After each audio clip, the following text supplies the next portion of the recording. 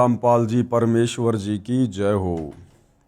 परमपिता परमात्मा सारी सृष्टि के रचनहार कुल मालिक असंख्य ब्रह्मांडों के स्वामी जगत गुरु तीनों लोकों में प्रवेश करके सबका धारण पोषण करने वाले राजाधिराज आत्माधार नाथों के नाथ देवों के देव महादेव सर्वेश्वर महेश्वर मृत्युंजय अजरो अमर आदि अनादि सनातनी प्रभु जगत पिता जगदीश्वर श्री श्री 1008 की उपाधि के वास्तविक अधिकारी अकाल मूरत शब्द स्वरूपी राम वासुदेव सर्वगतम ब्रह्म परम पूज्य प्रथम पूज्य परम संत परम पुरुष परम धनी परम दयालु सत्य कबीर हक्का कबीर अल्लाहु कबीर अल्लाहु अकबर बाखबर अल्लाह ताला जगत के तारणहार जगत के मुक्तिदाता जगत के जगन्नाथ हारे के सहारे हिंदुओं के राम मुसलमानों के अल्लाह सिखों के वाहिगुरु ईसाइयों के मसीह दया के सागर दयानिधि करुणा के सागर करुणानिधि स्वयंभू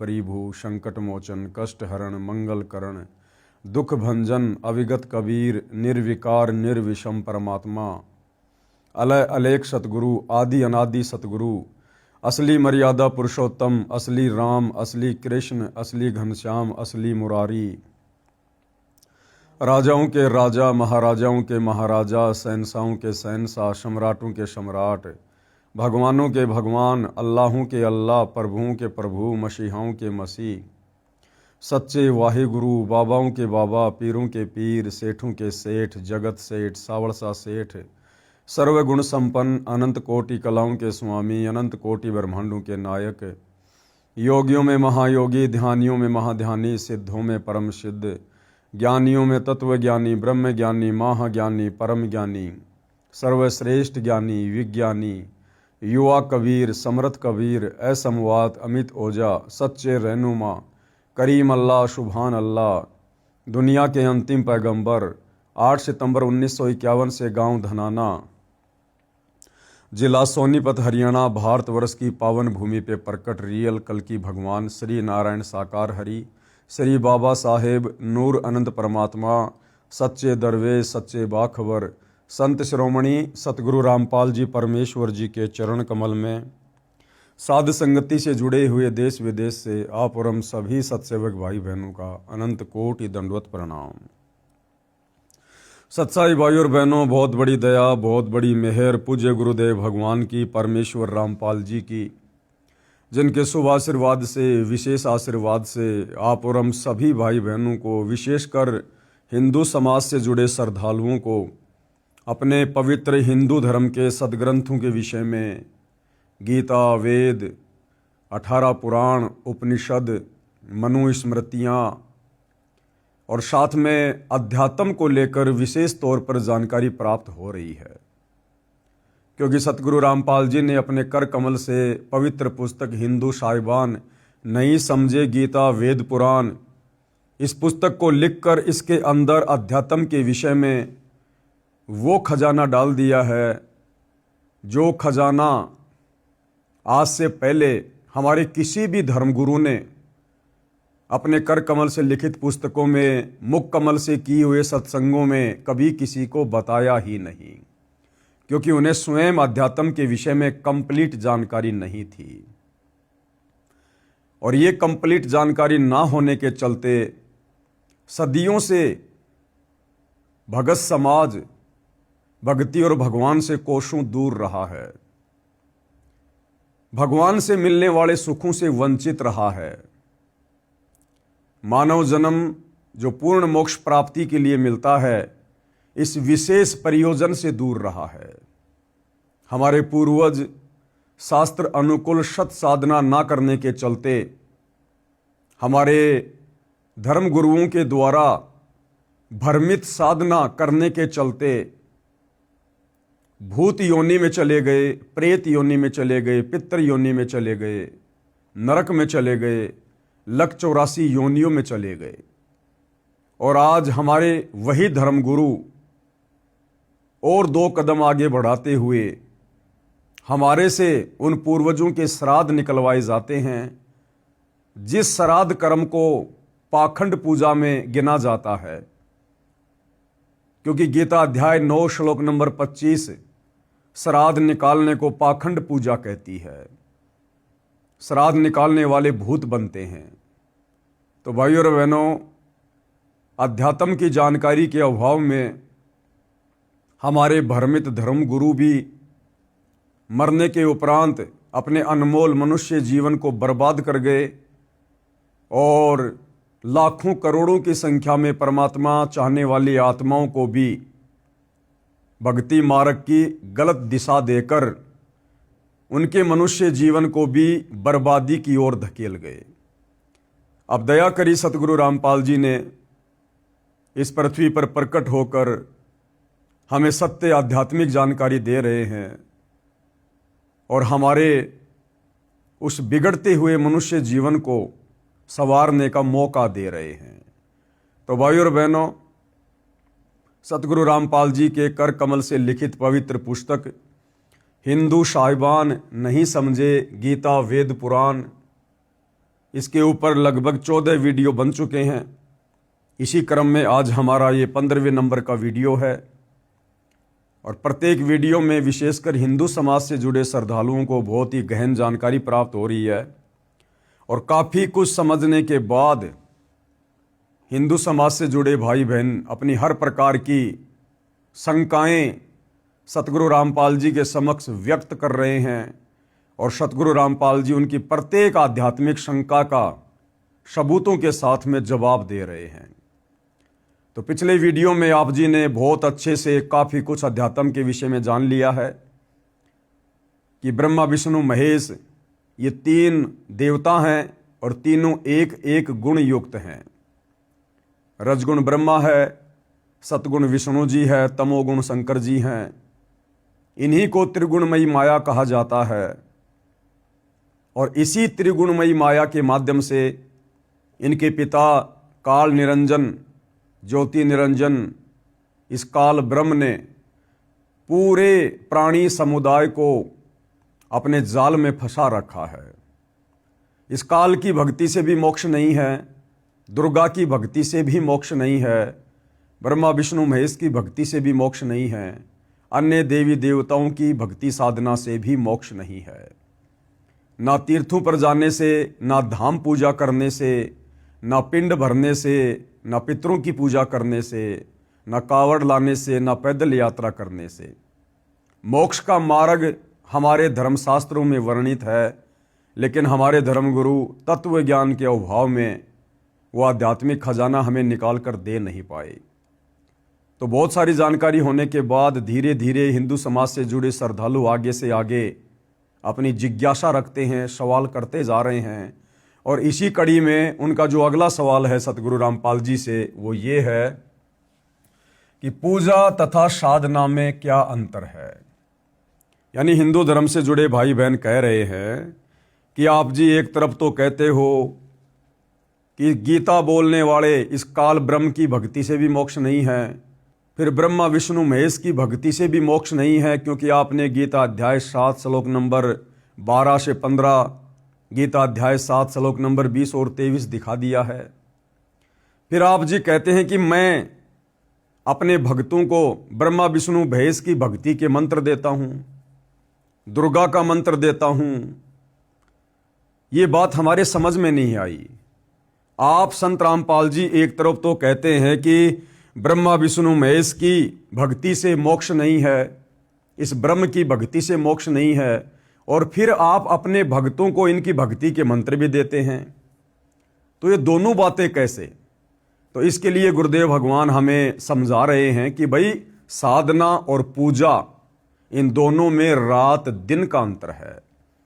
हम केवल शरीर के कमल में विराजमान इन प्रधान देवताओं की, इन शक्तियों की साधना करते हैं, हम इनकी पूजा नहीं करते। पूजा तो केवल एक परमपिता परमेश्वर की, परम अक्षर ब्रह्म की, सच्चिदानंद घन ब्रह्म की, कबीर देव की करते हैं। बाकी उनकी प्राप्ति के लिए यहाँ की जितनी भी प्रधान शक्तियां हैं उनका ऋण हमारे ऊपर चढ़ चुका है। उनका ऋण उतारने के लिए हम उनके मंत्रों का जाप अपने भक्तों को बताते हैं। तो वो जो मंत्र हैं वो इन देवी देवताओं की साधना है, साधना, ना कि पूजा। अब पूजा और साधना दोनों अलग अलग कैसे हैं, इसको सतगुरु रामपाल जी बहुत सारे उदाहरण देकर समझा रहे हैं। पूजा तथा साधना में अंतर। प्रश्न नंबर 41, हिंदू भाई ने सवाल किया, ये भी कहते हो कि पूर्ण मोक्ष की प्राप्ति के लिए ब्रह्मा, विष्णु, शिव, गणेश तथा देवी और क्षर पुरुष व अक्षर ब्रह्म की साधना करनी पड़ती है।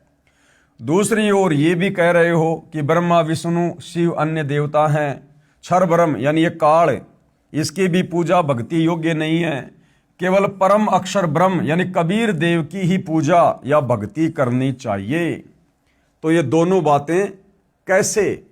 तो सतगुरु रामपाल जी पूजा और साधना में अंतर स्पष्ट करते हुए जवाब दे रहे हैं। उत्तर, पहले तो यह स्पष्ट करता हूं कि पूजा तथा साधना में क्या अंतर है। प्राप्य वस्तु की चाह पूजा कही जाती है, यानी जिस वस्तु की हमें चाहत है वह पूजा कही जाती है, तथा उसको प्राप्त करने के प्रयत्न को साधना कहते हैं। जिस प्रकार गुरुदेव ने बताया कि हमें प्यास लगी है और हमें किस चीज की आवश्यकता है, जल की, तो हमने किसको प्राप्त करना है, जल को।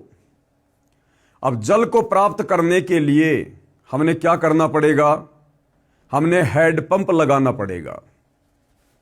हैंडपंप लगाना पड़ेगा और हैंडपंप लगाने के बाद फिर हमने उस हैंडपंप को चलाना पड़ेगा, बोकी मारनी पड़ेगी।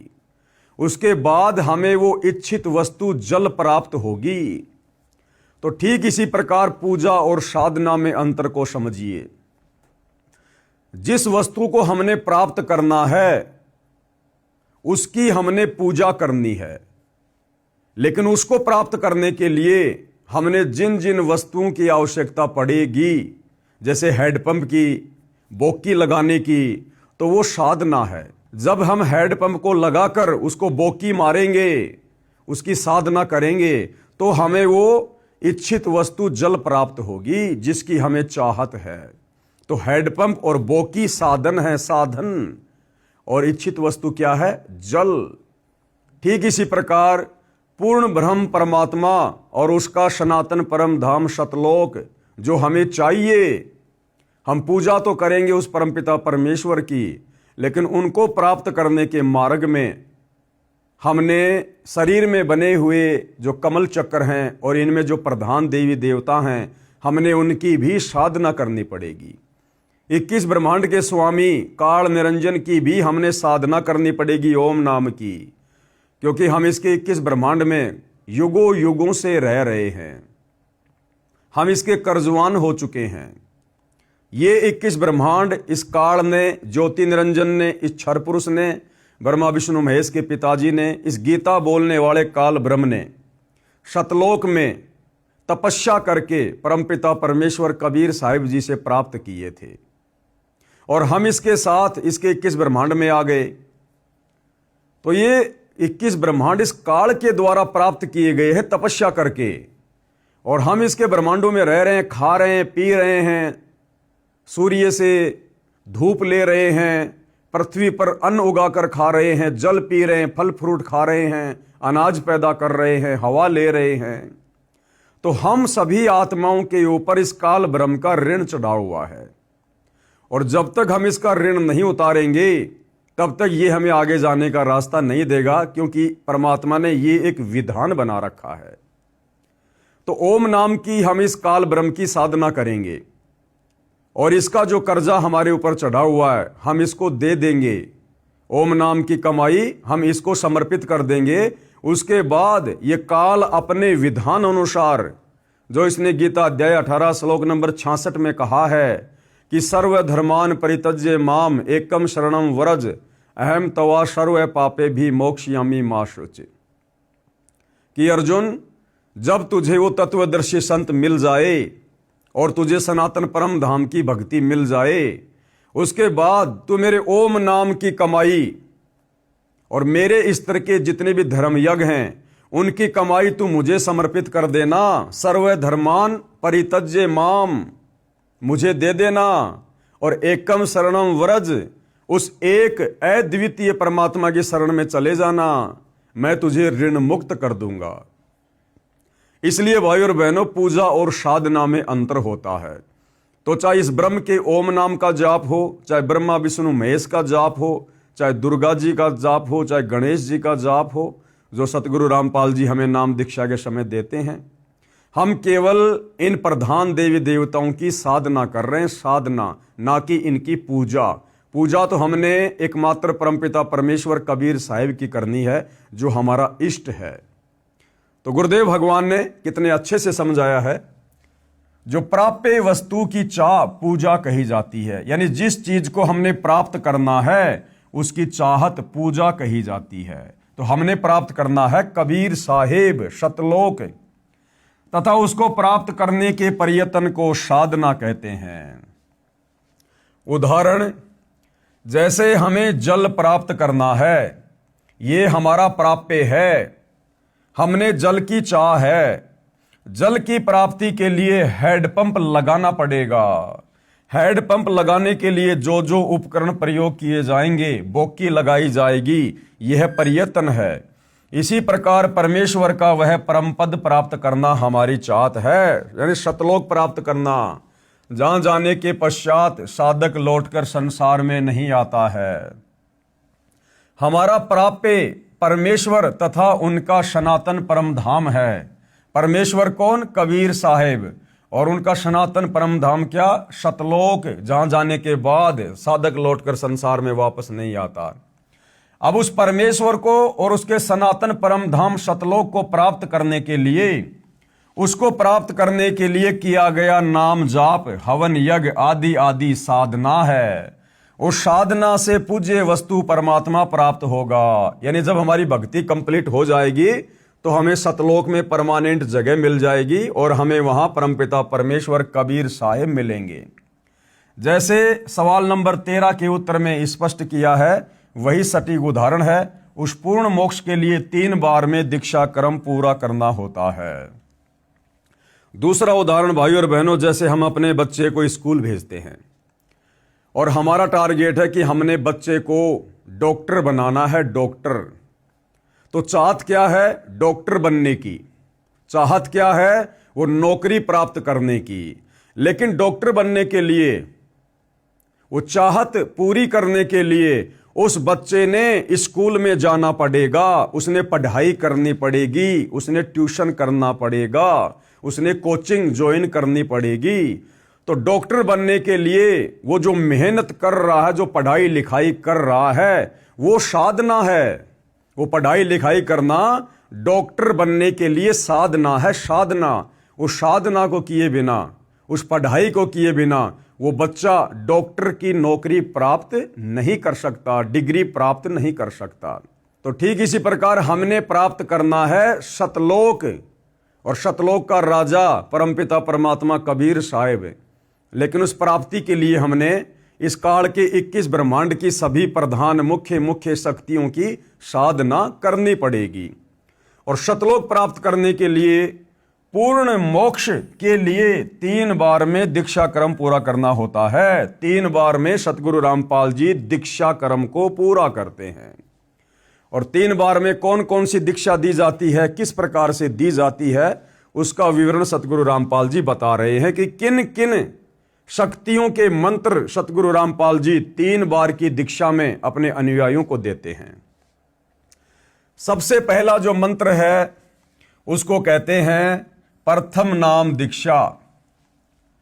ब्रह्मा, विष्णु, शिव, गणेश और देवी के मंत्रों की साधना दी जाती है। यानी सतगुरु रामपाल जी अपने प्रत्येक भगत को, जब वो सतगुरु रामपाल जी के तत्व ज्ञान युक्त सत्संगों को सुनकर उनसे नाम उपदेश लेने की इच्छा करता है, तो सबसे पहले प्रथम नाम दीक्षा के अंतर्गत उस भगत को, उस साधक को, यहाँ की जो प्रधान शक्तियां हैं जो हमारे शरीर में बने इन कमल चक्रों में विराजमान है, श्री ब्रह्मा जी, श्री विष्णु जी, श्री शिव जी, श्री गणेश जी तथा देवी दुर्गा जी, इनके मंत्रों की साधना दी जाती है, हम सब इनके मंत्रों का जाप करते हैं।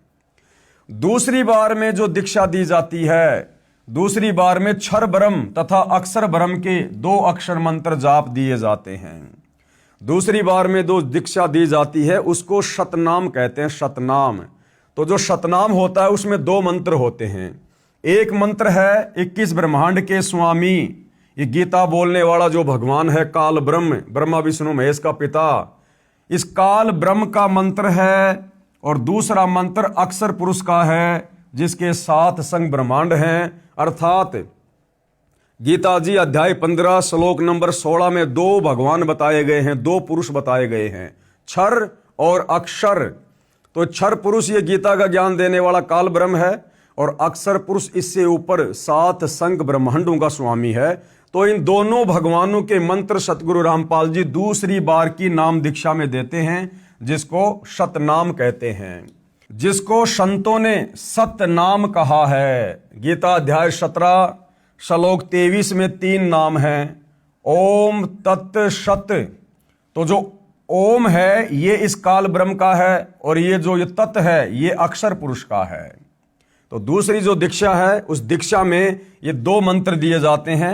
ओम तो सीधा सीधा इस काल का है और अक्षर पुरुष का भक्ति का जाप है तत्, जो केवल उपदेशी को ही बताए जाते हैं। इस सतनाम में 2 अक्षर होते हैं, एक ओम है, दूसरा तत् है। यह सांकेतिक है अर्थात गुप्त नाम है जो उपदेश के समय उपदेशी को ही बताया जाता है। और तीसरी बार में जो नाम दीक्षा दी जाती है वो पूर्ण ब्रह्म परमात्मा कबीर साहिब जी की दी जाती है, सनातन परम धाम की दी जाती है। तीसरी बार में सारनाम की दीक्षा दी जाती है, जिस मंत्र को गीता अध्याय 17 श्लोक 23 में शत कहा है। यह भी सांकेतिक है, उपदेश लेने वाले को दीक्षा के समय बताया जाता है। इस प्रकार पूर्ण मोक्ष प्राप्त होता है। ये विधि है पूर्ण मोक्ष प्राप्त करने की। अब जो भाई बहन अज्ञानता में विशेषकर हिंदू समाज से जुड़े हुए जो ये कह देते हैं कि भाई आपके गुरु सतगुरु रामपाल जी तो हिंदू देवी देवताओं की भक्ति छुड़वाते हैं, आपके सतगुरु रामपाल जी तो सनातन विरोधी हैं, हिंदू विरोधी हैं। तो देख लो भाइयों और बहनों, जिन्हें आप हिंदू विरोधी कहते हैं, सनातन विरोधी कहते हैं, सनातन के जो मुख्य मुख्य देवी देवता हैं ब्रह्मा विष्णु महेश गणेश जी और दुर्गा जी, इन 5 प्रधान शक्तियों के मंत्र सतगुरु रामपाल जी अपने भक्तों से जाप करवाते हैं। संत रामपाल जी देवी देवताओं की भक्ति छुड़वाते नहीं बल्कि इनकी शास्त्र अनुकूल विधिवत साधना करवाते हैं, जिसके करने से ये देवी देवता भगत को शीघ्र लाभ देते हैं और उसकी मुक्ति का मार्ग जो बंद पड़ा हुआ है उस रास्ते को खोल देते हैं। अर्थात आत्मा अंत समय में शरीर छूटने के बाद हमारे शरीर में जो कमल बने हुए हैं जिनमें देवी देवताओं का वास है, उन कमलों के अंदर से आत्मा को गुजरना पड़ता है त्रिकुटी तक जाने के लिए। तो ये जो मंत्र सतगुरु रामपाल जी देते हैं प्रथम नाम दीक्षा के तहत, इन मंत्रों के जाप करने से वो कमल खुल जाते हैं, वो रास्ता साधक का साफ हो जाता है। दूसरा, धरती पर इन कमलों को खोलने का और कोई तरीका, कोई ऑप्शन, कोई भक्ति नहीं है। अब आगे क्या समझा रहे हैं सतगुरु रामपाल जी? श्री ब्रह्मा विष्णु तथा शिव जी ईश यानी परमात्मा नहीं हैं। अब हम इन ब्रह्मा विष्णु महेश की या काल की पूजा क्यों नहीं करते? हम इनकी साधना क्यों करते हैं? पूजा क्यों नहीं करते? क्यों?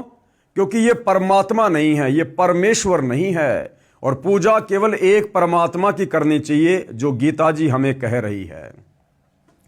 तो ये तीनों देवता रजगुण ब्रह्मा, सतगुण विष्णु तथा तमगुण शिव जी, ये परमात्मा नहीं है। और इसका कहां प्रमाण है वो भी आप जी को दिखाएंगे। लेखक यानी सतगुरु रामपाल जी क्या कह रहे हैं? हिंदू धर्म गुरु साहिबान श्री विष्णु जी यानी श्री कृष्ण जी को जगदीश, जगत प्लस ईश यानी सारे संसार का स्वामी यानी सारे संसार का प्रभु भगवान बताते हैं और पुराणों को सत्य मानते हैं।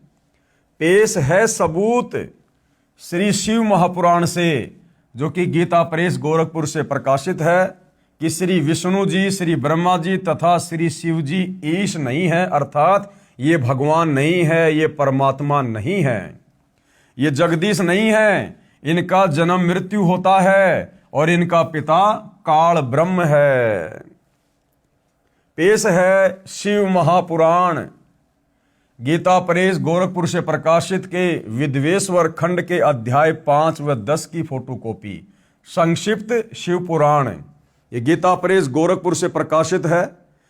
पहले भी आपको समझाया गया था कि एक समय ब्रह्मा जी और विष्णु जी का आपस में युद्ध हो गया था, क्योंकि ब्रह्मा जी विष्णु जी को कहने लगे कि मैं तेरा बाप हूं, मैं तेरा भगवान हूं, मैं तेरा स्वामी हूं, तू मेरे से उत्पन्न हुआ है। दूसरी तरफ विष्णु जी कहने लगे कि ब्रह्मा मैं तेरा बाप हूं, मैं तेरा स्वामी हूं। इस बात को लेकर हमारे दोनों भगवानों में आपस में बच्चों की तरह झगड़ा हो गया, युद्ध हो गया। अब इनके इस प्रकार युद्ध को देखते हुए इनका जो पिता है काल ब्रह्म, ज्योति निरंजन, गीता का ज्ञान देने वाला ब्रह्म, अब इतना तो आप भाई बहनों को पता हो गया इस पवित्र पुस्तक को पढ़कर कि ये काल ब्रह्म ये किसी के सामने अपने ओरिजिनल काल रूप में प्रकट नहीं होता। ये या तो अपने बेटे ब्रह्मा का रूप धारण करता है, या विष्णु का, या शंकर जी का, या अन्य कोई छलबल करता है। अब इस काल ब्रह्म ने देखा यदि मेरे बेटे आपस में इसी प्रकार लड़ते रहे, झगड़ते रहे, तो नीचे की सृष्टि कौन चलाएगा, मेरे लिए भोजन की व्यवस्था कैसे होगी। और इनको तो घमंड हो गया, ब्रह्मा कह रहा कि मैं भगवान, विष्णु कह रहा कि मैं भगवान। तो काल ने सोचा कि तेरे को तो कल को कोई पूछेगा ही नहीं। तो काल ने क्या किया, स्तंभ रूप बनाया, बहुत लंबा चौड़ा तेजोमय, और जहां ब्रह्मा विष्णु महेश झगड़ा कर रहे थे उन दोनों के बीच में वो स्तंभ खड़ा कर दिया। ये जो स्तंभ आप जी देख रहे हैं, ये इस काल ब्रह्म ने स्तंभ खड़ा कर दिया अपनी शक्ति से, तेजोमय। अब ये दोनों देवता आपस में लड़ाई करना तो भूल गए और इस स्तंभ के और छोर को देखने में व्यस्त हो गए कि ये क्या आ गया बीच में अचानक से। इसके और छोर को देखने लगे।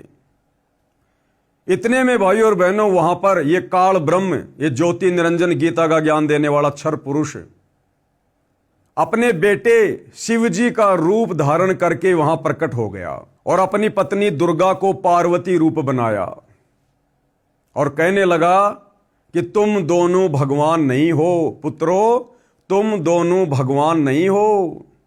तुमने कैसे अपने आप को कर्ता मान लिया, ईश मान लिया। तुम्हें तो केवल मैंने एक एक कार्य दिया है, उत्पत्ति का कार्य ब्रह्मा को और स्थिति का कार्य यानी पालन पोषण का कार्य विष्णु को। तुम जो अपने आप को भगवान कह रहे हो ना, ये तो बड़ा अद्भुत है। और कुछ समय बाद इस काल ब्रह्म ने ये जो तेजोमय लिंग है, स्तंभ है, इसको अपने प्राइवेट पार्ट अर्थात लिंग के रूप में परिवर्तित कर दिया। और उसके बाद ब्रह्मा विष्णु महेश को आदेश दिया कि आज के बाद इस मेरे लिंग की पूजा शुरू करो। और ब्रह्मा विष्णु महेश ने उस आदेश की पालना करते हुए उस काल ब्रह्म के प्राइवेट पार्ट लिंग की पूजा कर दी, जो आज आम हिंदू समाज कर रहा है। क्योंकि भाई और बहनों अब आपको पता चल गया है अच्छे से कि ये काल कभी भी अपनी तरफ से मुक्ति का मार्ग जीव को नहीं देता है। मुक्ति का मार्ग मिलता है शास्त्र अनुकूल सत्य साधना करने से, और काल हमें कभी भी शास्त्र अनुकूल सत्य भक्ति नहीं करने देगा। ये नहीं चाहेगा कि कोई भी आत्मा तत्वदर्शी संत की शरण में जाकर शास्त्र अनुकूल सत्य भक्ति धर्म कर्म यज्ञ करके और मेरे 21 ब्रह्मांड से बाहर चली जाए। क्यों? क्योंकि परमपिता परमात्मा कबीर साहिब जी की तरफ से इस काल को एक श्राप लगा हुआ है। इसे प्रतिदिन 1 लाख मानव शरीरधारी स्त्री पुरुषों के सूक्ष्म शरीर में जमा वासना मैल गंध को खाने का श्राप लगा हुआ है। ये रोटी सब्जी नहीं खाता, हलवा नहीं खाता। ये हमारे सूक्ष्म शरीर में जो वासना जमा होती है, यानी पूरे जीवन में इस मनुष्य शरीर में, स्त्री या पुरुष के शरीर में हम जो भी अच्छे बुरे कार्य करते हैं, शराब पीते हैं, नशा करते हैं, बीड़ी जर्दा गुटखा पान मसाला मांस खाना चोरी जारी करना, व्यभिचार करना, गंदी नजर रखना, खट्टा मीठा भोजन खाना, उसका कुछ अंश हमारे सूक्ष्म शरीर में जमा हो जाता है। अब ये सूक्ष्म अंश क्या है? जिस प्रकार भाइयों और बहनों हमने कोई मीठी वस्तु खाई, मान लीजिए हमने आम खाया, आम को जैसे हमने मुंह में लिया बड़ा आनंद आया, लेकिन मुंह से अंदर जाते ही वो आनंद नहीं रहा। तो वो जो आनंद आया था, जो टेस्ट आया था हमें, जो सूक्ष्म था, वो टेस्ट, वो आनंद हमारे सूक्ष्म शरीर में जमा हो जाता है, उसको वासना कहते हैं। और हमारे शरीर छोड़ने के बाद हमारा स्थूल शरीर तो यही रह जाएगा, कोई जमीन में गाड़ देगा, कोई जला देगा, कोई क्या करेगा अंतिम संस्कार के रूप में। लेकिन सूक्ष्म शरीर वो नहीं मरता, और सूक्ष्म शरीर के अंदर पूरे जीवन में हमने जो भी कर्म कुकर्म किए हैं, जैसा भी भोजन खाया है अच्छा या बुरा, जैसा भी नशा किया है, मांस खाया है, उसका अंश जमा होता है। और सूक्ष्म शरीर में ये प्राणी सीधा इस काल ब्रह्म के पास जाता, 21वें ब्रह्मांड में, जहां पर इसने तपतशिला बना रखी है। वहां ये सूक्ष्म शरीर में इस जीव को भून भून के खाता है, उसकी गंध निकालता है, उसकी वासना निकालता है गर्म करके। और जीव वहां पर बड़ा दुखी होता है, बहुत परेशान होता है, लेकिन मरता नहीं है। उसके बाद उस प्राणी को जब उसकी वासना निकल जाती है, काल का भोजन निकल जाता है, उसको अचेत करके धर्मराज के दरबार में भेज देता है, जहां फिर आगे उसका भविष्य निर्धारण होता है, उसकी किस्मत बनती है। वो नरक में जाएगा, स्वर्ग में जाएगा, वापस लक 84 में जाएगा, या कौन सी उसको योनि मिलेगी।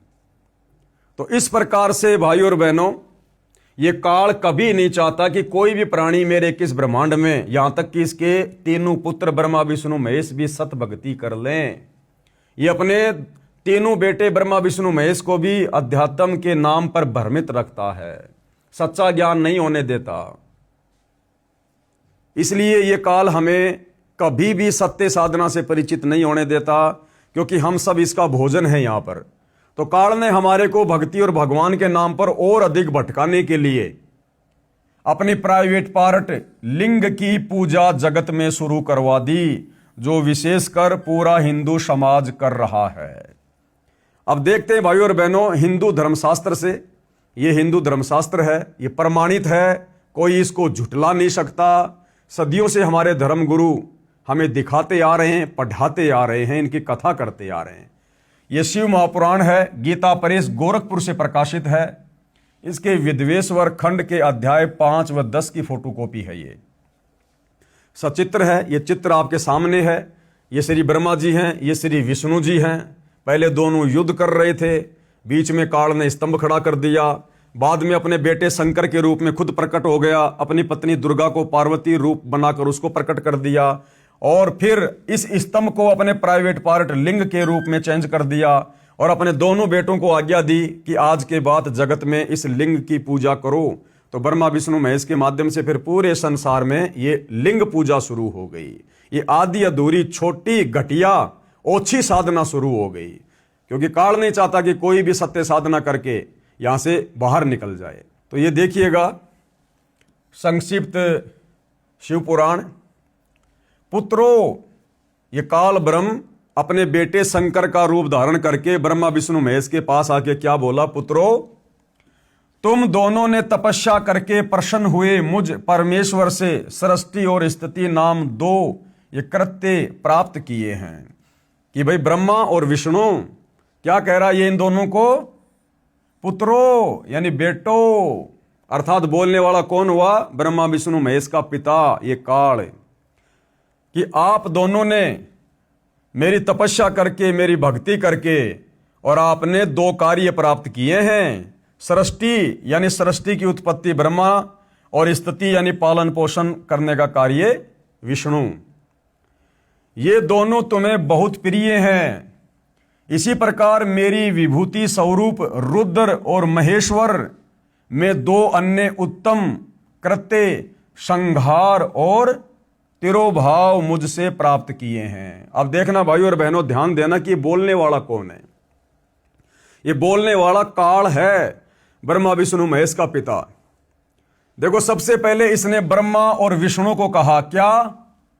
पुत्रों, तुम दोनों ने तपस्या करके, तुम दोनों ने यानी ब्रह्मा और विष्णु दो हो गए, तुम दोनों ने तपस्या करके मुझ प्रसन्न हुए परमेश्वर से सृष्टि और स्थिति नामक दो ये कृत्य यानी कार्य प्राप्त किए हैं। ये दोनों तुम्हें बहुत प्रिय हैं। इसी प्रकार मेरी विभूति स्वरूप रुद्र, रुद्र कौन? शंकर जी, ये 3 हो गए, और महेश्वर ये 4 हो गए। तो ये 5वां कौन है जो बोल रहा है? ये काल है, इनका पिता है, ये ब्रह्मा विष्णु महेश का पिता काल। परंतु अनुग्रह नामक जो कृत्य है दूसरा कोई नहीं पा सकता।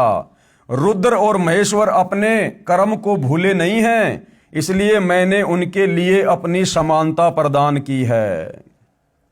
तो यहां पर साफ साफ आप जी ने देखा भाई और बहनों, आपके सामने है, वे रूप वेश कृत्य वाहन आसन और आयुध आदि में मेरे समान ही हैं। मैंने पूर्व काल में अपने स्वरूप भूत मंत्र का उपदेश किया है जो ओकार के रूप में प्रसिद्ध है। ओकार यानी ओम।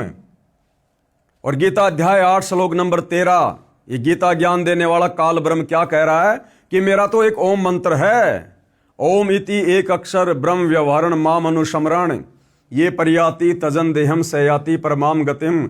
और यहां पर भी ब्रह्मा विष्णु महेश के सामने शिव रूप बनाकर ये काल क्या बोल रहा है कि उपदेश किया है जो ओंकार के रूप में प्रसिद्ध है, यानी ओम के रूप में। वह महामंगलकारी मंत्र है। सबसे पहले मेरे मुख से ओंकार ओम प्रकट हुआ जो मेरे स्वरूप का बोध कराने वाला है। ओंकार वाचक है और मैं वाच्य हूं। यह मंत्र मेरा स्वरूप ही है। अर्थात ओम मंत्र किसका? काल का, ब्रह्म का। तो यहां पर आकर ब्रह्मा विष्णु महेश के बीच में ये कौन ज्ञान दे रहा है? इनका पिता काल ब्रह्म। प्रतिदिन ओंकार का यानी ओम का निरंतर सुमरण करने से मेरा ही सदा सुमरण होता है। मेरे उत्तरवर्ती मुख से अकार का, पश्चिम मुख से उकार का, दक्षिण मुख से मकार का, पूर्ववर्ती मुख से बिंदु का तथा मध्यवर्ती मुख से नाद का प्रकाट्य हुआ। इस प्रकार 5 अवयवों से युक्त ओंकार का विस्तार है। इन सभी अवयवों से एकीभूत होकर वह प्रणव ओम नामक एक अक्षर हो गया। ओम नामक एक अक्षर हो गया। अर्थात ये काल है, ब्रह्म है, जो अपने पुत्र शिव के रूप में ब्रह्मा और विष्णु के बीच में प्रकट हो गया। क्योंकि साफ साफ कह रहा है ये वह प्रणव ओम नामक एक अक्षर हो गया। और गीता अध्याय 8 श्लोक 13 में ये खुद कह रहा है कि मेरा एक ओम मंत्र है। अर्थात ब्रह्मा विष्णु महेश के पिता का नाम काल ब्रह्म है। ब्रह्मा विष्णु महेश के माता पिता हैं, दुर्गा इनकी माता है और पिता इनका ये काल ब्रह्म है। अर्थात ब्रह्मा विष्णु महेश का जन्म काल और दुर्गा के संयोग से, भोग विलास से, शारीरिक संबंध बनाने से, पति पत्नी कर्म करने से हुआ है। तो ब्रह्मा विष्णु महेश का तो जन्म हुआ है, और जो जन्मता और मरता है वो पूजा के योग्य नहीं होता, वो पूजा के योग्य नहीं होता है। इसलिए ब्रह्मा विष्णु महेश की पूजा नहीं की जाती। और ये ब्रह्मा विष्णु महेश ये परमात्मा नहीं है, ईश नहीं है। क्योंकि आपस में इसी बात को लेकर तो इनका युद्ध हो रहा था भाई। आपस में इसी बात को लेकर तो इन दोनों भाइयों की लड़ाई हो रही थी, ये ब्रह्मा जी ये विष्णु जी, कि मैं परमात्मा मैं परमात्मा। तो बीच में इनका पिता काल ब्रह्म आ गया शंकर जी का रूप बनाकर, और उसने क्लियर कर दिया कि तुम्हारे को तो मैंने ड्यूटी दे रखी है, एक एक कार्य दे रखा है। ये जो ब्रह्मा जी है ये काम करेगा सृष्टि का यानी उत्पत्ति का, और विष्णु तेरे को कार्य दे रखा मैंने पालन पोषण करने का। तुम परमात्मा नहीं हो, तुम भगवान नहीं हो। ये क्लियर है भाई और बहनों आप जियों के सामने। अब जब ब्रह्मा विष्णु महेश भगवान नहीं है, परमात्मा नहीं है, तो इनकी पूजा भी नहीं हो सकती है। कृपया पढ़ें प्रमाण के लिए शिव महापुराण श्री वेंकटेश्वर प्रेस मुंबई से प्रकाशित, जिसमें संस्कृत यानी मूल पाठ भी लिखा है, साथ में हिंदी अनुवाद भी किया है। इसके विद्वेश्वर संहिता खंड के अध्याय 5 व 10 की फोटोकॉपी इसी पुस्तक के पेज नंबर 150 पर है, जो हम पहले पढ़ चुके हैं। अब सवाल नंबर है 42। हम चारों वेदों ऋग्वेद, यजुर्वेद, सामवेद तथा अथर्ववेद, श्रीमद् भगवत गीता, 18 पुराणों, महाभारत ग्रंथ तथा श्रीमद् भगवत सुधा सागर को सत्य शास्त्र मानते हैं। यानी पूरा हिंदू समाज इन पवित्र ग्रंथों को तो सत्य मानता ही मानता है।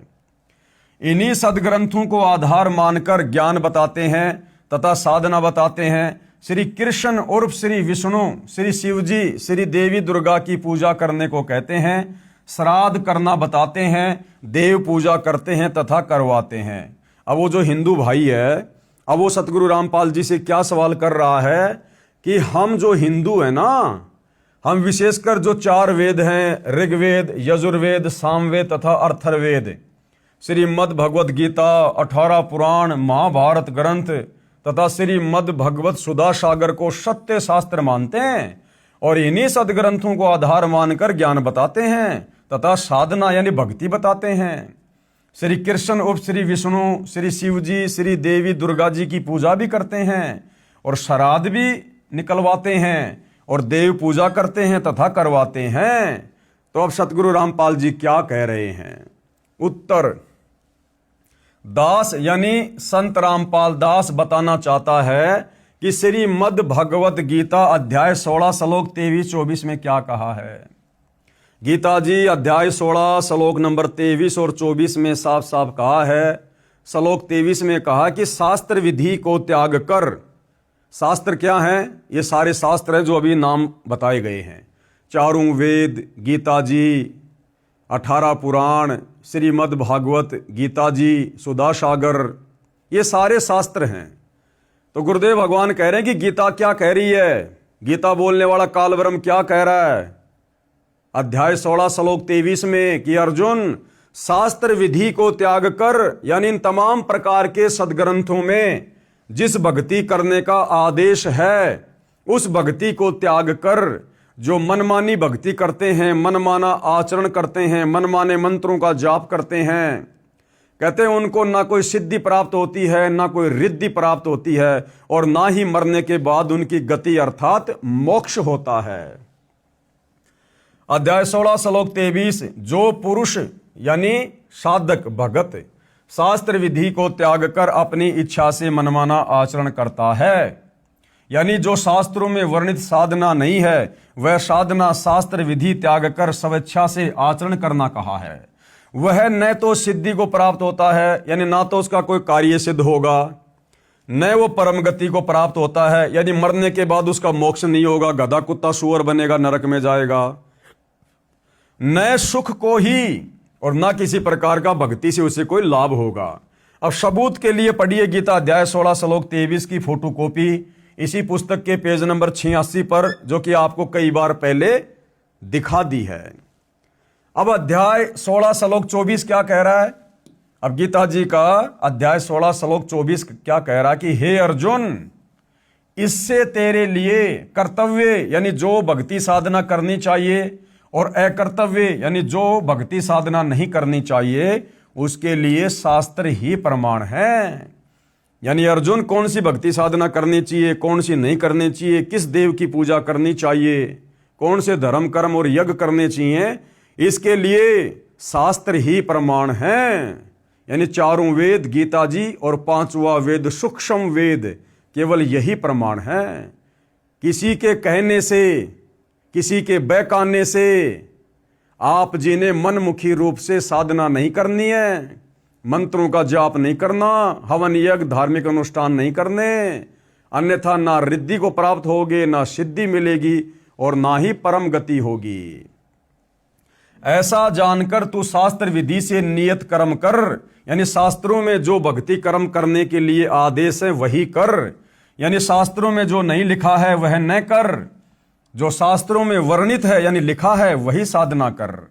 पढ़िए प्रमाण के लिए गीता अध्याय 16 श्लोक 24 की फोटोकॉपी इसी पुस्तक के पेज नंबर 87 पर, जो कि पहले हम पढ़ चुके हैं। अब आगे क्या कहा जा रहा है भाई और बहनों, ध्यान पूर्वक सुनिएगा, क्योंकि विशेषकर हिंदू समाज भाई और बहनों भ्रमित धर्म गुरुओं के कारण सदियों से भ्रमित है। सत्य साधना कभी हमारे को सुंघाई भी नहीं गई, कभी दिखाई भी नहीं गई हमारे को, क्योंकि हमारे नादान धर्मगुरुओं को स्वयं ज्ञान नहीं था और हमारे अंदर सदियों से अज्ञान ठोक दिया गया है। शास्त्र विरुद्ध साधना करवा करवा कर हमें अज्ञानी बना दिया गया है। अब सतगुरु रामपाल जी यानी वह तत्वदर्शी संत प्रमाण दिखा दिखा के, सबूत दिखा दिखा के अपने ही पवित्र धर्मशास्त्रों से हमें जगा रहे हैं, बता रहे हैं। तो भाई और बहनों, हमने थोड़ा ध्यानपूर्वक देखना पड़ेगा, सुनना पड़ेगा, बार बार हमने रिपीटिशन भी करना पड़ेगा, तब जाकर हमारे हृदय में समाएगी। क्योंकि झूठ को, अज्ञान को हमने सदियों से हजारों लाखों बार सुना तो वो झूठ हमारे लिए सत्य हो गया। अब जो ये सत्य बताया जा रहा है, इसको भी जब हम बार बार पढ़ेंगे, रिवीजन करेंगे, तो सत्य है, अपनी जगह ऑटोमेटिक बना लेगा। पवित्र गीता वेदों व पुराणों में भी पितर व भूत पूजा मोक्षदायक नहीं बताई है। यानी जो शास्त्र हैं हमारे, चारों वेद, गीता जी, 18 पुराण, वैसे तो भाइयों और बहनों ये जो चारों वेद है, गीता जी हैं, 18 पुराण हैं, ये हिंदू धर्म के नाम लिख दिए गए हैं। अन्यथा ये जो शास्त्र हैं ये स्पेशल हिंदुओं के लिए नहीं हैं, ये पूरे विश्व के लिए हैं, पूरे विश्व के मानवों के लिए हैं। क्योंकि जिस समय ब्रह्मा जी को वेद मिले थे समुद्र मंथन के दौरान, और ब्रह्मा जी ने जब अपने पुत्र मनु को वेद दिए, वो सतयुग का समय था। और सतयुग में भाई और बहनों कोई धर्म नहीं था, कोई जाति नहीं थी। हम इंसान इस कलयुग की तरह आपस में धर्म और जातियों में बटे हुए नहीं थे। हम सभी सनातनी थे। हम सब वेदों के अनुसार भक्ति साधना किया करते थे। उसके बाद जब द्वापर युग के अंत में यानी कलयुग शुरू होने से लगभग 100 वर्ष पहले, जब महाभारत के मैदान में युद्ध के दौरान श्री कृष्ण जी में प्रेत की तरह प्रवेश करके इस काल ब्रह्म ने ये गीता जी का ज्ञान बोला, तो उस समय भी भाई और बहनों धरती पर अलग से कोई धर्म नहीं था, कोई जातियां नहीं थी, हम सब इंसान थे, मानव थे। तो ये जो ज्ञान है चारों वेदों का और गीता जी का, ये पूरे विश्व के मानव समाज के लिए है। लेकिन हिंदुओं के नाम पर विशेष तौर पर ये ग्रंथ लिख दिए गए, इसलिए बार बार कहना पड़ रहा है कि हिंदू भाई बहन विशेष तौर पर ध्यान दें कि पवित्र गीता वेदों व पुराणों में भी पितर व भूत पूजा मोक्षदायक नहीं बताई है। अब बताओ, यदि हम वेदों की बात भी नहीं मानेंगे, गीता जी की बात भी नहीं मानेंगे, पुराणों की बात भी नहीं मानेंगे, तो भला फिर हमारी मुक्ति होगी कैसे? फिर कैसे हम भक्ति कर पाएंगे? तो ये जितने भी शास्त्र हैं ये भक्ति के आधार हैं। अगर इनके अनुसार हम भक्ति साधना करेंगे तो हम अध्यात्म में सफलता की ओर आगे बढ़ेंगे। इसका प्रमाण दे रहे हैं गुरुदेव। हिंदू श्रद्धालु श्राद्ध करते तथा करवाते हैं, जबकि गीता अध्याय 9 श्लोक 25 में कहा है कि जो पितरों की पूजा करते हैं वे पितरों को प्राप्त होंगे, यानी वो पितरलोक में चले जाएंगे, यानी पितर योनि प्राप्त करके पितरलोक में चले जाएंगे, मोक्ष नहीं होगा। जो भूत पूजते हैं वे भूतों को प्राप्त होंगे, यानी भूत बनेंगे। श्राद्ध करना पितर पूजा तथा भूत पूजा है। 13वीं क्रिया करना, बरसी क्रिया करना, शमशान घाट से शेष बची हड्डियों के अवशेष उठाकर गंगा में प्रवाह करना, वह पुरोहितों से प्रवाह करवाना आदि आदि सब पितर तथा भूत पूजा है, जिससे मोक्ष नहीं बल्कि दुर्गति प्राप्त होती है। जिसके जिम्मेदार श्री कृष्ण जी के वकील जी हैं। श्री कृष्ण जी के वकील जी कौन? जो धर्म गुरु श्री कृष्ण जी को ही परमात्मा मानकर खुद भी शास्त्रों के विरुद्ध भक्ति कर रहे हैं और समाज से भी भक्ति करवा रहे हैं। तो इसके जिम्मेदार कौन है? हमारे धर्म गुरु, जो श्री कृष्ण उर्फ श्री विष्णु जी को ही परमात्मा बताते हैं।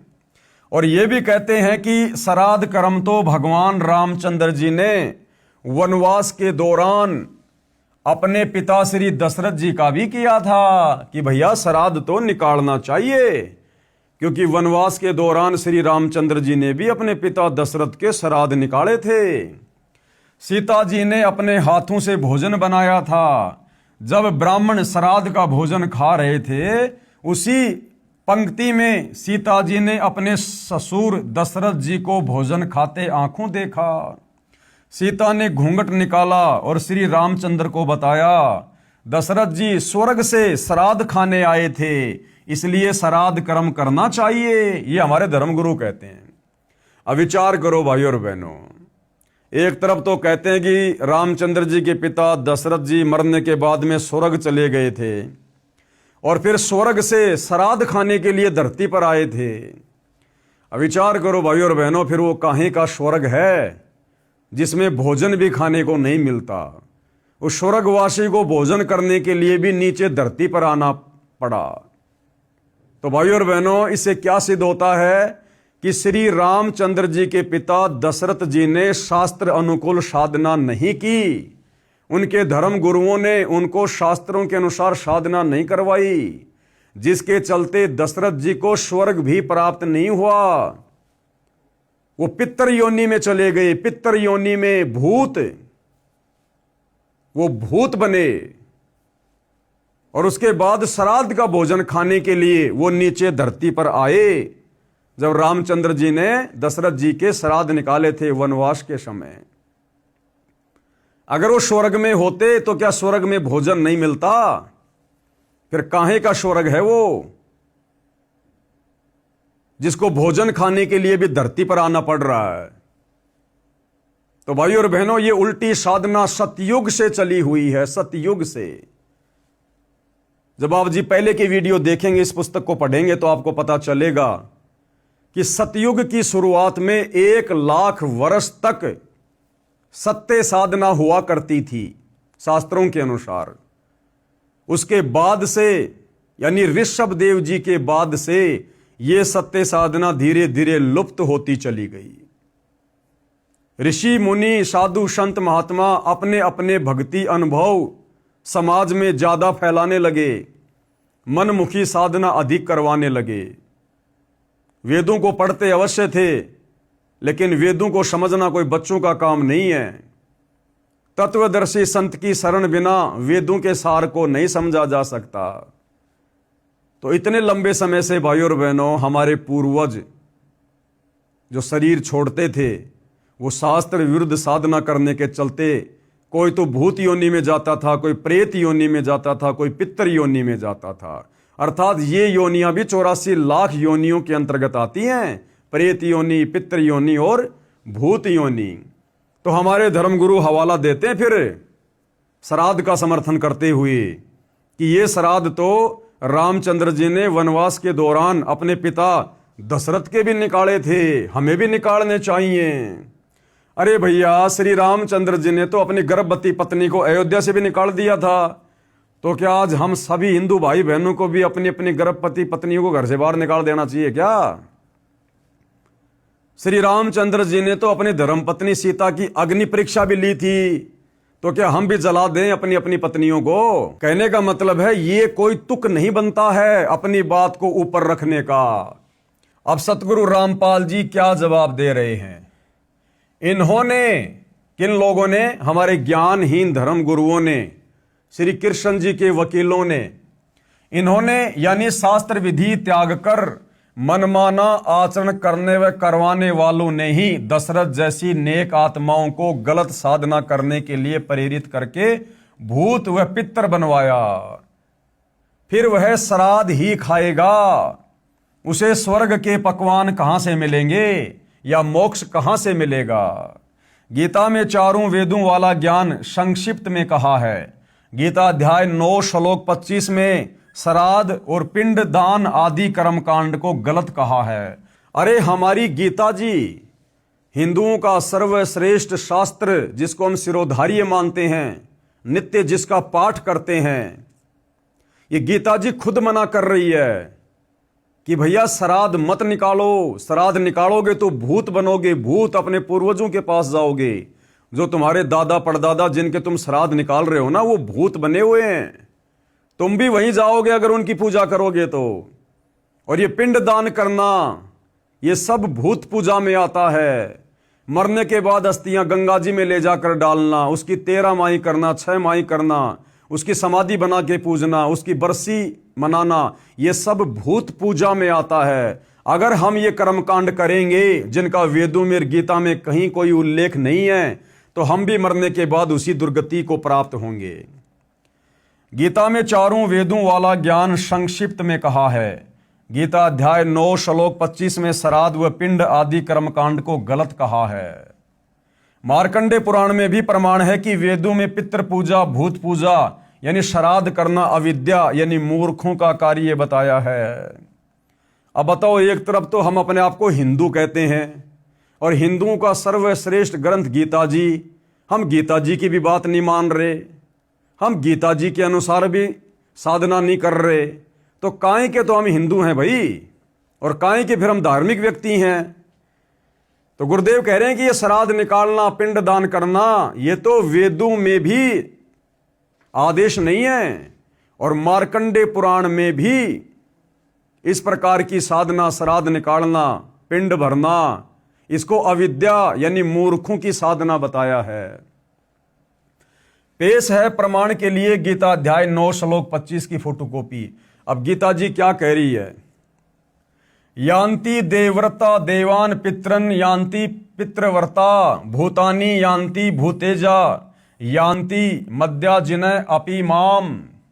क्या कहा जा रहा है? देवताओं को पूजने वाले देवताओं को प्राप्त होंगे, यानी देवताओं की पूजा करने वाले देवताओं के लोक में जाएंगे, उनके नौकर बनेंगे और मरने के बाद फिर गधे कुत्ते सूअर बनेंगे, क्योंकि देव पूजा करने वालों का मोक्ष नहीं है। क्योंकि गीता अध्याय 7 श्लोक नंबर 12 से 15 और गीता अध्याय नंबर 7 श्लोक नंबर 20 और 23 ब्रह्मा विष्णु महेश की पूजा और अन्य देवताओं की पूजा करने वालों को अल्प बुद्धि वाला, मंद बुद्धि कह रहा है। तो देवताओं की पूजा करने वाले कहां जाएंगे? देवताओं के लोक में, अर्थात मोक्ष नहीं हुआ। और पितरों को पूजने वाले पितरों को प्राप्त होंगे, जो भूत बने हुए हैं हमारे पूर्वज, जिनकी हम श्राद्ध निकालते हैं, समाधि पूजते हैं, वो पितर हैं। अब इन पितरों को पूजने वाला कहां जाएगा? उन पितरों के पास जाएगा जो पहले से महादुखी हैं। और भूतों को पूजने वाले भूतों को प्राप्त होंगे। भूत पूजा क्या है? श्राद्ध निकालना, ये भूत पूजा है। क्योंकि हमारे पूर्वज शास्त्र अनुकूल भक्ति साधना के अभाव में भूत बन गए, और हम यदि उनके श्राद्ध निकालेंगे तो वो भूत पूजा कहलाती है। अगर हम श्राद्ध निकालेंगे तो मरने के बाद फिर हम उन्हीं के पास जाएंगे, हमारे पूर्वजों के पास, जो भूत योनि में हैं, पहले से महादुखी हैं। और मेरा पूजन करने वाला भगत मुझको ही प्राप्त होता है। और ये काल ब्रह्म, गीता का ज्ञान देने वाला ब्रह्म कह रहा है कि मेरी काल ब्रह्म की भक्ति करने वाला मुझे प्राप्त होगा। तो ये कहां रहता है? ये ब्रह्मलोक में रहता है। और गीता अध्याय 8 श्लोक 16 में खुद कह रहा है कि ब्रह्मलोक में गया हुआ साधक भी पुनरावृत्ति में है, अर्थात मेरे ब्रह्मलोक में जाकर भी वापस जन्म मरण में आना पड़ेगा। यह अनुवाद श्री जयदयाल गोविंदका जी का किया हुआ है, गीता प्रेस गोरखपुर से प्रकाशित है। इसमें लिखा है कि इसलिए मेरे भक्तों का पुनर्जन्म नहीं होता। लास्ट में यहां पर क्या लिखा हुआ है? इसलिए मेरे भक्तों का पुनर्जन्म नहीं होता। कौन कहता? ये काल। लेकिन ये काल ऐसा नहीं कह रहा कि मेरे भक्तों का पुनर्जन्म नहीं होता। ये काल तो सीधा सीधा अध्याय 8 श्लोक नंबर 16 में कह रहा है कि ब्रह्मलोक में गया हुआ साधक भी जन्म मरण में है, पुनरावृत्ति में है। और यहां भी ये नहीं कह रहा इसलिए मेरे भक्तों का पुनर्जन्म नहीं होता। यहां पर भाइयों और बहनों अनुवादकर्ता की गलती है, अनुवादकर्ता की। कैसे? यह अनुवाद श्री जयदयाल गोविंदका जी का किया हुआ गीता प्रेस गोरखपुर से प्रकाशित है। इसमें लिखा है कि इसलिए मेरे भक्तों का पुनर्जन्म नहीं होता। यह गलत लिखा है। ये जो लिखा हुआ ना, ये गलत है। प्रथम तो मूल पाठ में ऐसा कोई शब्द नहीं है जिसका अर्थ यह बनता हो, यानी ये जो मूल पाठ है, जो ये संस्कृत है, इसमें कहीं भी ऐसा कोई शब्द नहीं है जिसका अर्थ ये निकलता हो कि इसलिए मेरे भक्तों का पुनर्जन्म नहीं होता। ये अनुवादकर्ता का मनमुखी अनुवाद है।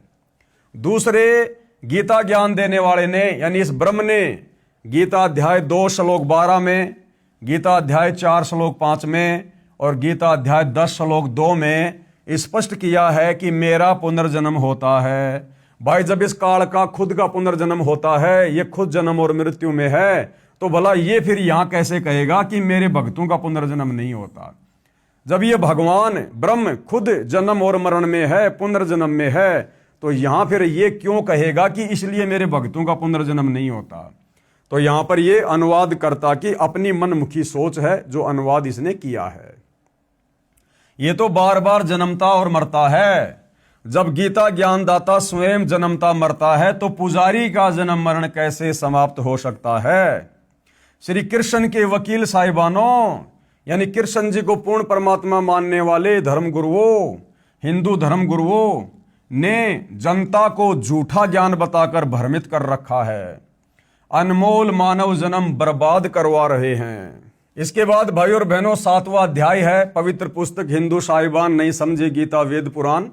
श्राद्ध पिंडदान गीता अनुसार कैसा है?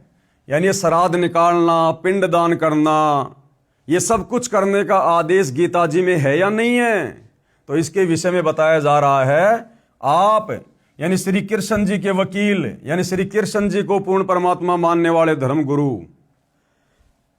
श्राद्ध व पिंडदान करते तथा करवाते हो। गीता अध्याय 9 श्लोक 25 में स्पष्ट किया है कि भूत पूजने वाले भूतों को प्राप्त होंगे।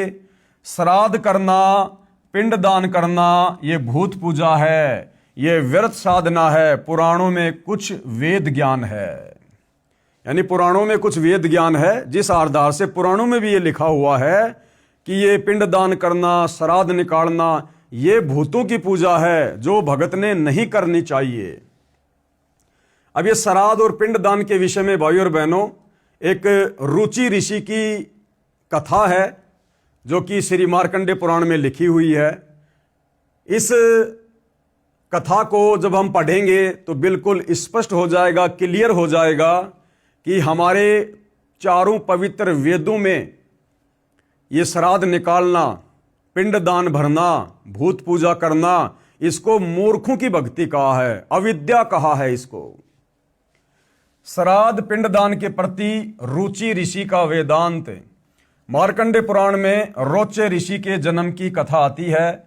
एक रुचि ऋषि था, वह ब्रह्मचर्य का पालन करते हुए, यानी उसने शादी नहीं करवाई, ब्रह्मचर्य का पालन करते हुए वेदों अनुसार साधना करता था, विवाह नहीं करवाया था।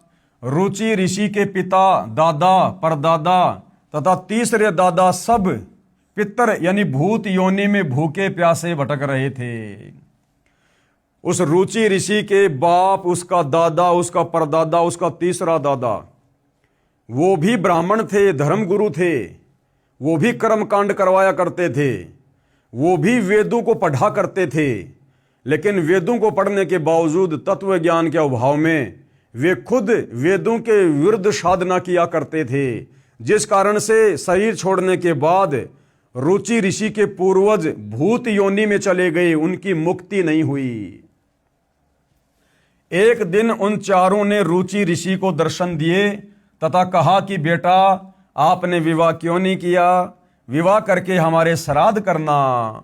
रुचि ऋषि ने कहा कि हे पितामहो, अब रुचि ऋषि ने अपने पूर्वजों को क्या कहा कि हे मेरे पूर्वजों, मेरे पितामहो, वेद में इस श्राद्ध आदि कार्य को अविद्या कहा है, यानी मूर्खों का कार्य कहा है श्राद्ध निकालना। फिर आप मुझे इस कार्य को करने को क्यों कह रहे हो? तो पितरों ने क्या कहा कि बेटा ये बात बिल्कुल सत्य है। उसके पितरों ने क्या कहा, क्योंकि वेद तो वो भी पढ़ाई करते थे। पितरों ने कहा कि यह बात सत्य है कि श्राद्ध आदि कर्म को वेदों में अविद्या अर्थात मूर्खों का कार्य ही कहा है, तनिक भी मिथ्या नहीं है। उसके पूर्वज कह रहे हैं बेटा जरा सी भी इसमें झूठ नहीं है। पितरों ने यह भी कहा कि बेटा तुम जिस मार्ग पर चल रहे हो, यानी तुम जो वेदों के अनुसार भक्ति साधना कर रहे हो ना, यह है मोक्ष का मार्ग है, यानी तेरी गति हो जाएगी, तेरी मुक्ति हो जाएगी। अब विचार करो भाई और बहनों, विचार करो। रुचि ऋषि के पूर्वज सब ब्राह्मण यानी ऋषि थे, वेद पढ़ते थे, कर्मकांड वेद विरुद्ध करते थे, लेकिन भक्ति साधना वेदों के विपरीत किया करते थे, जिस कारण से प्रेत योनि में गिरे। तो बताओ, वर्तमान में हम हिंदू समाज के भाई बहन और हमारे धर्मगुरु जो ब्रह्मा विष्णु महेश को परमात्मा मान के पूज रहे हैं, श्राद्ध निकलवा रहे हैं, पिंड दान करवा रहे हैं, 12 माही 6 माही वर्षोद्धी समाधि पूजा करवा रहे हैं, अब बताओ भाई और बहनों, फिर ये कैसे जन्नत में चले जाएंगे? अर्थात इस काल ने भ्रमित करके यहां सबकी दुर्गति करवा रखी है, धर्म के मानने वालों की भी और हमारे धर्म गुरुओं की भी, जिस कारण से प्रेत योनि में गिरे। उन्होंने वेद तो पढ़ रखे थे, इसलिए स्वीकारा कि वेद में ऐसा ही कहा है। फिर उन पितरों ने वेद विरुद्ध ज्ञान बताकर रुचि ऋषि को भ्रमित कर दिया, क्योंकि मोह भी अज्ञान की जड़ है, ये मोह ममता भी अज्ञान की जड़ है। और इसी मोह ममता में फंसकर वेदों के अनुसार भक्ति साधना कर रहा वो रुचि ऋषि भी अपने पूर्वजों की बातों में आ गया कि देखो मेरे पूर्वज कितने दुखी हो रहे हैं भूत बनकर, यदि मैं उनके श्राद्ध नहीं निकालूंगा तो उनकी आत्मा दुखी होगी। इस प्रकार से उन पूर्वजों ने शास्त्रों के अनुसार सत्य भक्ति कर रहे उस अपने बच्चे रुचि ऋषि को भी काल साधना पर लगा दिया, शास्त्र विरुद्ध साधना पर लगा दिया, अपने श्राद्ध निकलवाने शुरू कर दिए और उसकी दुर्गति का मार्ग सामने खड़ा कर दिया। मार्कंडे पुराण के प्रकरण से सिद्ध हुआ कि वेदों में तथा वेदों के ही संक्षिप्त रूप गीता में श्राद्ध और पिंडोतक आदि भूत पूजा के कर्म को निषेध यानी गलत बताया है, नहीं करना चाहिए। उन मूर्ख ऋषियों ने अपने पुत्र को भी श्राद्ध करने के लिए विवश कर दिया। रुचि ऋषि को उसने विवाह कराया, उससे रोचे ऋषि का जन्म हुआ। रुचि ऋषि ने जब विवाह करवाया तो उसको एक बेटा हुआ, उसका क्या नाम रखा? रोचे ऋषि। बेटा भी पाप का भागी बना लिया, पितर बना दिया, यानी जो बाप करेगा वही बेटा करेगा। फिर आश्चर्य की बात तो यह है कि रुचि ऋषि के पितरों ने कहा कि बेटा तुम जिस मार्ग पर चल रहे हो, यानी तुम जो वेदों के अनुसार भक्ति कर रहे हो, श्राद्ध वगैरह नहीं निकालते हो ना, वह तो मोक्ष मार्ग है। फिर भी रुचि को भ्रमित किया कि पितर पूजा और पितर बन करवा दुर्गति जैसे उन पितरों की हो रही थी। रुचि सही मार्ग पर था, उसे भी नरक का भागी बना दिया।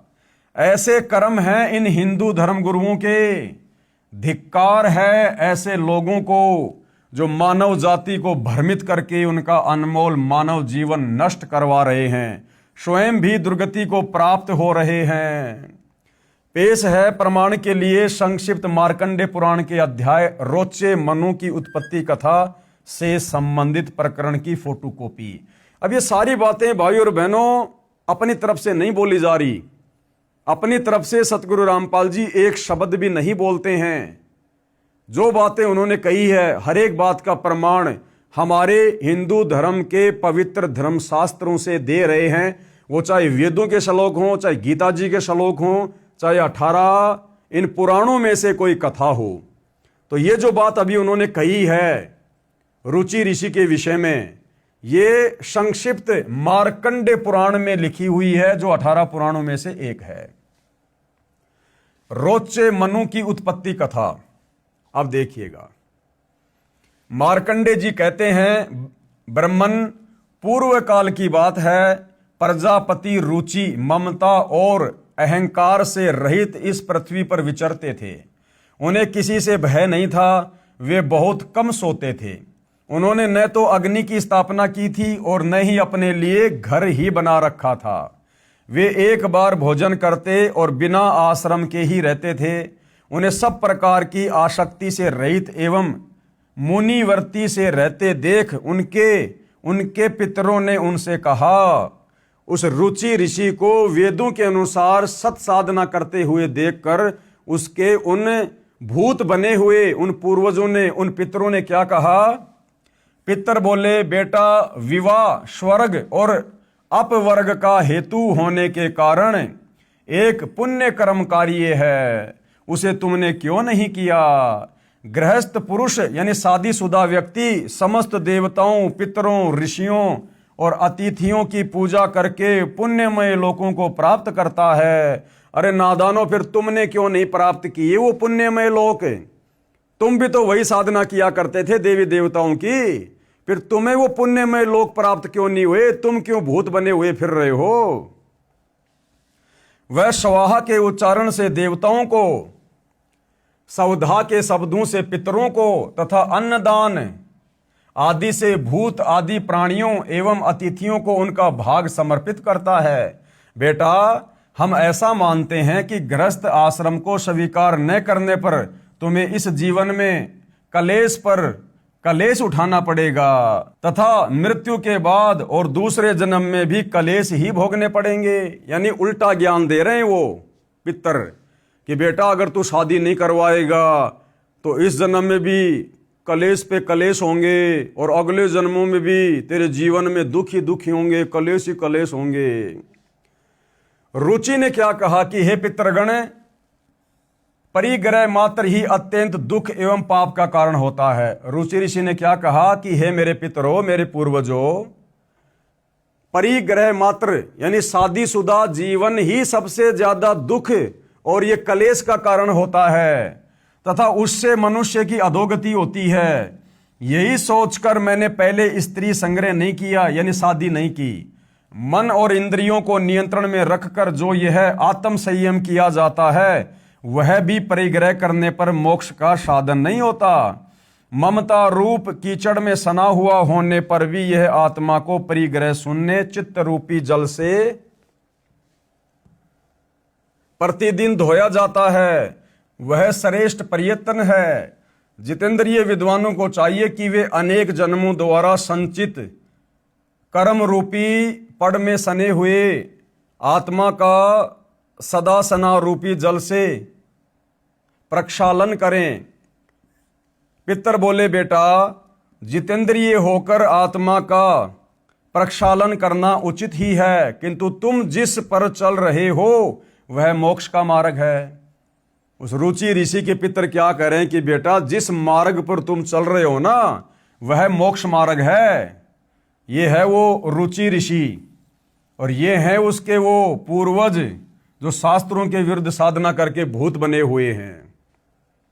तो ये क्या कह रहे हैं सारे के सारे रुचि ऋषि को कि बेटा, जिस मार्ग पर तुम चल रहे हो ना, जो वेदों के अनुसार साधना कर रहे हो, ये तो मोक्ष मार्ग है, वह मोक्ष मार्ग है। किंतु फलेच्छा रहित दान और शुभाशुभ के उपभोग से भी पूर्वकृत अशुभ कर्म दूर होता है। इसी प्रकार दया भाव से प्रेरित होकर जो कर्म किया जाता है वह बंधन कारक नहीं होता। फल कामना से सहित कर्म भी बंधन में नहीं डालता। पूर्व जन्म में किया हुआ मानवों का शुभाशुभ कर्म सुख दुखमय भोगों के रूप में प्रतिदिन भोगने पर ही क्षीण होता है। इस प्रकार विद्वान पुरुष आत्मा का प्रक्षालन करते हैं और उनकी बंधनों से रक्षा करते हैं। ऐसा करने से वह अविवेक के कारण पाप रूपी कीचड़ में नहीं फंसता। रुचि ने पूछा, पितामहो, वेद में कर्म मार्ग को अविद्या कहा है, फिर क्यों आप लोग मुझे उस मार्ग में लगाते हैं? अब रुचि ऋषि क्या कह रहा है कि हे पितामहो, वेद में जो एक कर्म कांड है इसको अविद्या कहा है, मूर्खों की भक्ति साधना कहा है, फिर आप क्यों मुझे उस मार्ग में लगा रहे हो? क्योंकि भाइयों और बहनों, ये भूत बने हुए हैं, ये भूखे मर रहे हैं, भूखे कष्ट में है ये। अब ये किसी भी प्रकार से बहला के फुसला के इस आत्मा से अपने श्राद्ध निकलवाएंगे ताकि इनका भाग इनको मिल सके और थोड़े बहुत ये संतुष्ट हो सकें। भाड़ में जाए, इसकी मुक्ति, इसका मोक्ष, इनको भूत योनि से राहत चाहिए। इसलिए किसी भी प्रकार से इन्होंने रुचि ऋषि को उल्टा सीधा कहकर मोह ममता के जाल में फांस कर भ्रमित कर दिया। क्या कहा जा रहा है? पितर बोले, ये सत्य है कि कर्म को अविद्या ही कहा गया है। यानी जो कर्म कांड हैं, जो भक्ति विरुद्ध जो कर्म है, उनको वेदों में अविद्या यानी मूर्खों की पूजा कहा है। इसमें तनिक भी मिथ्या नहीं है। फिर भी इतना तो निश्चित है कि उस विद्या की प्राप्ति कर्म ही कारण है। विहित कर्म का पालन न करके जो अधम मनुष्य संयम करते हैं वह संयम अंत में मोक्ष की प्राप्ति नहीं कराता, अपितु अधोगति ले जाने वाला होता है। वत्स, तुम तो समझते हो कि मैं आत्मा का प्रक्षालन करता हूं, किंतु वास्तव में तुम शास्त्र विहित कर्मों के न करने के कारण पापों से द्वग्ध हो रहे हो। कर्म अविद्या होने पर भी विधि के पालन द्वारा शोधे हुए विष की भांति मनुष्यों का उपकार करने वाला ही होता है। इसके विपरीत वह विद्या भी विधि की अवहेलना से निश्चय ही हमारे बंधन का कारण बन जाती है। अरे तो तुम लोगों ने तो वो सारे कर्म किए थे ना, जो कर्म अब तुम अपने इस रुचि ऋषि को करने के लिए कह रहे हो, फिर तुम्हारे बंधन क्यों नहीं कटे? तुम क्यों भूत बन के घूम रहे हो फिर? तो भाइयों और बहनों, ये परेशान है, दुखी हैं, और किसी भी प्रकार से इन पांचों ने मिलकर सलाह बनाई है कि हमने इसको कर्म कांड पे लगाना है। अतः वत्स, हे बेटा, तुम विधि पूर्वक स्त्री संग्रह करो, यानी शादी करो। ऐसा न हो कि इस लोक का ये विधान पूरा नहीं हुआ तो तुम भी फिर हमारी तरह ऐसे हो जाओगे, वैसे हो जाओगे, और उसको बेचारे को अंत में कर्म कांड पर लगा दिया। वेदों के अनुसार जो साधना रुचि ऋषि कर रहा था मोक्ष प्राप्ति के लिए, उस मार्ग से काल प्रेरणा से उन पूर्वजों ने उसे हटा दिया। अब आगे भाइयों और बहनों, आन उपासना करना व्यर्थ है। भाइयों और बहनों, ये पवित्र पुस्तक हिंदू साहिबान नहीं समझे गीता वेद पुराण, इसके अंदर ज्ञान ही ज्ञान है, अज्ञान नाम की बिंदु भी आपको देखने को नहीं मिलेगी। और भाइयों और बहनों, ये ज्ञान धीरे धीरे धीरे धीरे ही हमारी आत्मा स्वीकार करेगी, क्योंकि जिस प्रकार आपके पास एक 64 GB का मेमोरी कार्ड है, और उस 64 GB के मेमोरी कार्ड में यदि आपने रागनी, फिल्मी गाने आदि आदि भर रखे हैं, तो भैया उसमें सत्संग भरने का प्रयास करोगे, नहीं भरे जाएंगे। सबसे पहले आपने उसमें से कुछ डाटा डिलीट करना पड़ेगा। जब उसमें वो रागनियां, वो फिल्मी गाने डिलीट करोगे, तब जाकर उसमें सत्संग भरे जा सकते हैं। तो भाइयों और बहनों, सदियों से हमारे धर्म गुरुओं ने हमारी जो ये मेमोरी है, इसके अंदर अज्ञान ठोक रखा है, पूरा का पूरा, जीबी की जीबी में। अब भाइयों और बहनों, जब तक हम उस अज्ञान को डिलीट नहीं करेंगे, और अज्ञान डिलीट कैसे होगा? जब हम ज्ञान को सुनेंगे, देखेंगे, समझेंगे, प्रमाण देखेंगे, तो धीरे धीरे ये ज्ञान फिर हमारे अंदर समाएगा, और वो पहले वाला अज्ञान जो हमारे शास्त्रहीन तो नहीं कह सकते, शास्त्र भक्तिहीन धर्म गुरुओं ने जो अज्ञान ठोक रखा था, वो धीरे धीरे निकलेगा। तो उसके लिए भाइयों और बहनों, हम धीरे धीरे इस पुस्तक में आगे बढ़ेंगे। आप भी जब भी आपको समय मिले, आप जी यूट्यूब पर संत रामपाल जी के सत्संग अवश्य सुनिए। आधा घंटा, 1 घंटा, 10 मिनट, 15 मिनट, एक बार शुरुआत कीजिए। धीरे धीरे जब आपकी आत्मा जागृत होगी, आत्मा का अज्ञान उतरेगा, आत्मा अज्ञान वाली नींद से जागेगी, धीरे धीरे आत्मा को फिर आनंद आएगा, सत्य को सुनना चाहेगी, स्वीकार करना चाहेगी। और भाइयों और बहनों, इसी विधि से हमारी बात बनेगी। अन्यथा ये मनुष्य जन्म आप और हमारा आधे से ज्यादा समाप्त हो चुका है, इसके अगले क्षण का पता नहीं है। और यदि हमने इस सत्य साधना के अभाव में ये शरीर छोड़ दिया, तो भाइयों और बहनों, हमारी भी दुर्गति होगी। हम भी भूत बनेंगे, पितृ बनेंगे, प्रेत योनि में जाएंगे, लक 84 में जाएंगे, नरक में जाएंगे। क्योंकि आप और हम भी, जब से हमने मनुष्य जन्म प्राप्त किया, होश संभाला है, आप और हमने भी वही साधना की है देखा देखी में, जैसे कि हमारे पूर्वज कर रहे थे, हमारे ज्ञानहीन धर्म गुरु हमसे करवा रहे थे। हम वही भूत पूजा करते आ रहे हैं, भैरव भूत हनुमंत की पूजा करते आ रहे हैं, शास्त्र विरुद्ध साधना करते आ रहे हैं, ब्रह्मा विष्णु महेश की साधना करते आ रहे हैं, जिसको करने के लिए गीता जी ने साफ साफ मना किया है। तो भाइयों और बहनों, यदि समय रहते हमने सत्य साधना को स्वीकार नहीं किया, तो आप और हमारी भी दुर्गति दरवाजे पर तैयार है। इसलिए आज वर्तमान में मौका है। सतगुरु रामपाल जी स्वयं तत्वदर्शी संत हैं, सत्य साधना लेकर धरती पर प्रकट हैं। फायदा उठाया जा सके तो उठा लीजिएगा, बाद में पछतावे के अलावा कुछ भी हाथ नहीं लगेगा। तो भाइयों और बहनों, आज के इस एपिसोड में केवल इतना ही। कल परमेश्वर जी के आशीर्वाद से फिर सेवा में हाजिर होंगे। तब तक गुरुदेव भगवान हम सबको आज्ञा दे, आशीर्वाद दे, हमारा मार्गदर्शन करे। बंदी छोड़ सतगुरु रामपाल जी भगवान की जय हो।